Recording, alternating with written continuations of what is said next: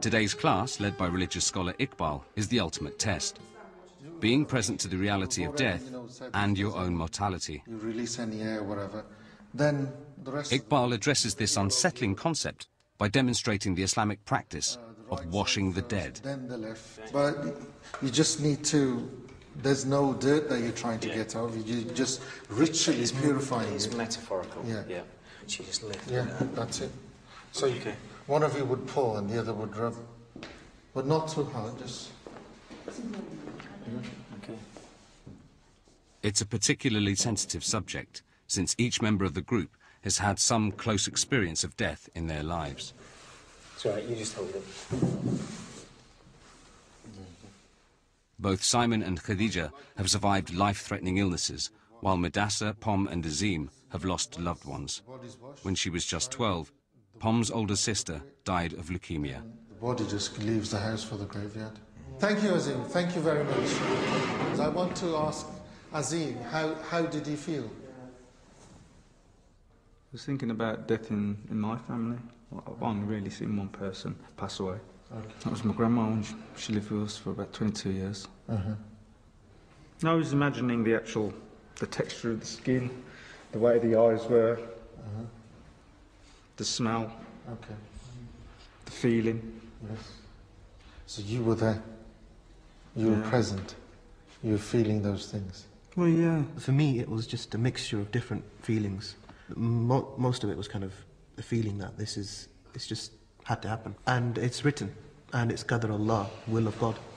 You know, we believe that the times of our birth and our death are appointed. Don't worry about it. It's okay. Don't worry about it. Yeah? Something that happens to everybody. Okay? Go on, sit down. Be brave. Chest out. Stiffen up your lip. It's all right. It's the only one thing it is certain. That's the only thing of certainty that we have in our lives is dying. But it's the thought that, you know, we always try to get away from. Yeah? We don't want to face up to it. And the whole thing of presence is that you listen. You're there. I've always had this real feeling that death could be around the corner, and that's motivated me. It's weird, but it's motivated me to do as much as I can with my life. Every second is valuable. I think having your father die so young and not knowing what he wanted from you, and being under a shadow, my father was a successful man, you know, and it's driven me to where I am now. It's played a very, very strong role in my life. Do you want to say anything, Pam?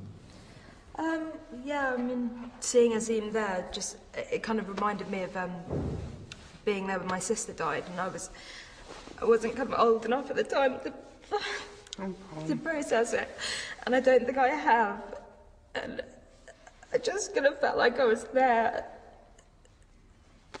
All over again. My grandma used to say, God gives you a soul, and this body we've got is just a shell which He's given us for this soul. The soul lives on. For nearly 3 weeks, the group has been following a demanding timetable based on the traditional 5 daily prayers. It includes periods of silent contemplation, religious instruction, and manual labour around the estate. The intense schedule is having an impact on all the participants. One of the things that brings it even more home in the... 28-year-old psychotherapist Pom Jenkins is finding answers to many of her long-standing questions about the divine. I had so many jokes before I came out. Oh God, you're going to come back with a hijab, and I don't think realistically I'm going to, in 4 weeks, suddenly become a Muslim. But you know, maybe I will. These are all patterns, and some of them are good, some of them are bad.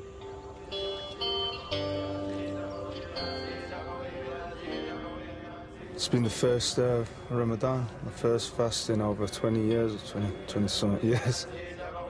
This kind of environment that we're living in at the moment, in this Islamic retreat, it is. If you want to do it, you can do it. If you don't want to do it, there's no pressure. Don't worry, we'll understand.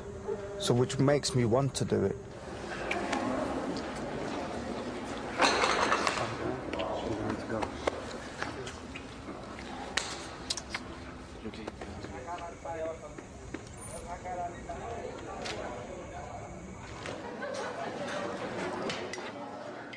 And it was a really nice ritual to all gather in the mosque at the evening prayer, and it was just really, it was really touching actually. It does give you a real sense of the Muslim community, because I know everyone's doing it today, and I knew everyone was breaking their fast, you know, in the evening, and you know, that's quite special. It makes you feel very unified. The person who's hungry and tired, their heart is very soft and they're very open. You know how, you know, when you're a bit tired that you tend to stare? Oh, I like that. That's sort of the kind of thing. The wide attention, which is being where you are. Yeah? The narrow attention is looking down, perhaps at the ground, at a dung beetle, you know, wrestling with a big ball of dung. Yeah? And how amazing that is. Yeah? So it's going from the, you know, from the cosmos to the microcosm.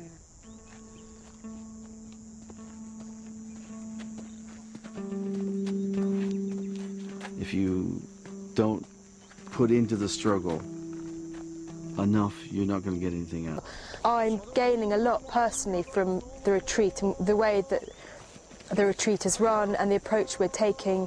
To me, it's made Islam very accessible and really appealing.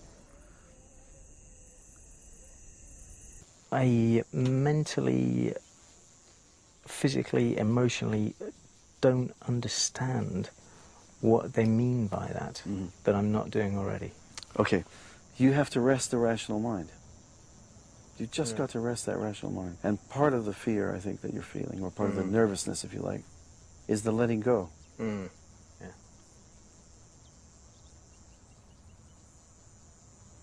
This is not meant as any offense, right? No, that's cool. But you're a very controlled person. You're very controlled. And that it means that somehow or other you're going to have to let go of something. But it doesn't mean that you will go under.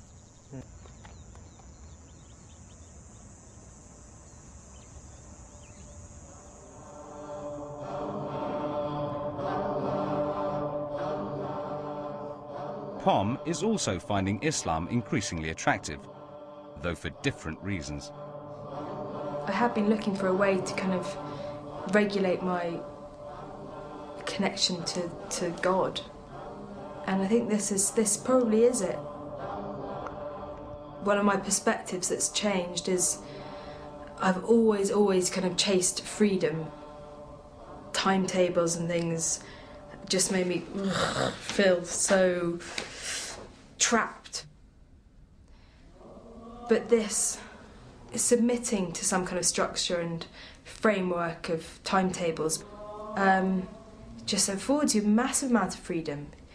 It's the opposite to what I thought it was. And the whole kind of Muslim-Islam thing, they're just words, they're just labels. It's all it is trusting in a system that millions of other people have committed to and find solace in. You know, and where can the harm in that be? I fell asleep into a kind of really deep sleep for a few minutes and had this dream. We were having a lesson, like one of the classes that we have here on the retreat. There was this flock of sheep next to us. And then I realised that one of the sheep was kind of resting on me. And I instinctively felt really at home with it and was happy that it was resting on me. It was really, really kind of a moving dream. I felt very, very loved and accepted and understood by this sheep. It was literally, I was almost still dreaming when I was getting out of bed. Oh, no cameras, no cameras. I've just had an extraordinary dream of all these sheep. He put his paws, each paw. Then it suddenly popped into my head that I saw this clear page in a book I read in the library here, and I could see this line that was actually highlit in my head, and it said the derivative of the word Sufi is from wool. The way I felt, I knew it was a important dream. I feel like I've been battling on my own and trying so hard and kind of swimming against the tide in terms of the way I've been trying to worship. But even, you know, even as these words are coming out, they're so fledgling that they're surprising me.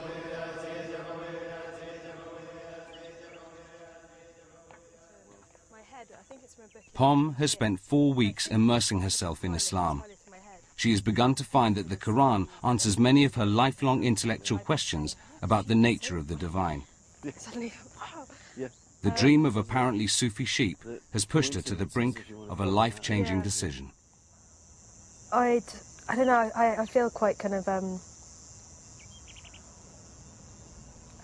it gives me butterflies actually even with saying anything, so I feel not nervous exactly, but someone said, if this is the one that really feels right for you, maybe you should make some kind of commitment. And I felt really split, because on one hand I was thinking, wow, you know, maybe I can, and that's actually, you know, I didn't expect it to be really appealing, but it did seem really exciting actually. But then on the other hand I was thinking, it's ridiculous. I've been here for three and a bit weeks, and I was worried about being a hypocrite, you know, almost pretending I'm some scholar and something I No. Oh yeah, not at all. Hugely ignorant in. No. You saw somebody become Muslim the other day here. Yes, but then I called him after and I was trying to get all this information out, and I said, how long have you been thinking about it? He said 42 years. But I think it's because he was 42 years old.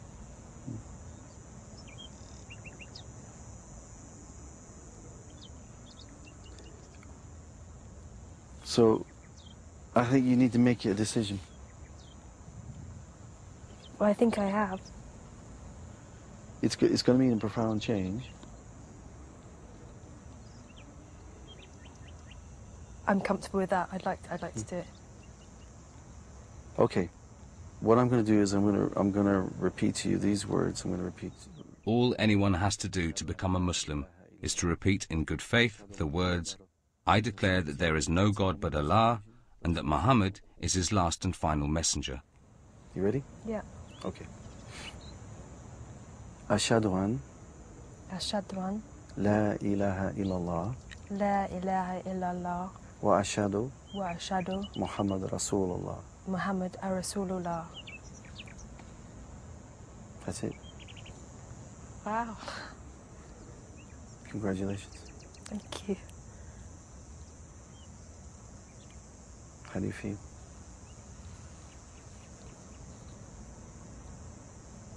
I feel, all I can say is right, really. It's just very, very glad, very... So relieved that it's over? Yeah, relieved it's over, and really kind of hopeful, I think, and excited, and but not in a kind of daunted way at all. Just... Yeah. Good.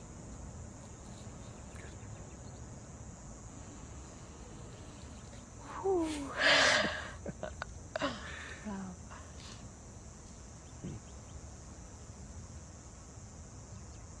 Yes, it's dramatic in that I wasn't a Muslim 5 minutes ago and now I am. But it's not dramatic because I'm not changing who I'm worshipping, and I'm not changing myself. So, yeah, it just feels like a kind of natural enhancement. And I feel because over these 4 weeks I began to feel more and more and more accepted and familiar with Islam and the way things have been run on this retreat, I kind of feel like I'm home rather than I've arrived somewhere new and strange.